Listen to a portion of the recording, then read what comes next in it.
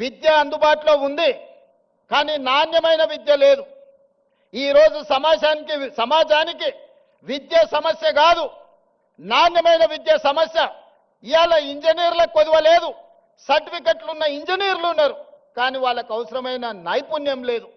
అందుకే quality education skills ఇవాళ విద్యార్థులకు ఇవ్వాలి అని నాణ్యమైన విద్య కోసం, సాంకేతిక నైపుణ్యం కోసం ఈరోజు మనము కష్టపడాల్సిన అవసరం ఉన్నది. ఇక్కడున్న టీచింగ్ స్టాఫ్నైనా, ఇక్కడున్న పరిపాలకులైనా నా సూచన ఒక్కటే, విద్య ఒక్కటే మన జీవితాలలో మార్పు తెస్తుంది. విద్య ఒక్కటే మన జీవితాలలో వెలుగును తెస్తుంది. విద్య ఒక్కటే మనల్ని వెనుకబాటుతనాన్ని నుంచి బయటికి తీసుకొస్తుంది. విద్య ఒక్కటే మన ఆత్మ గౌరవాన్ని పెంచుతుంది.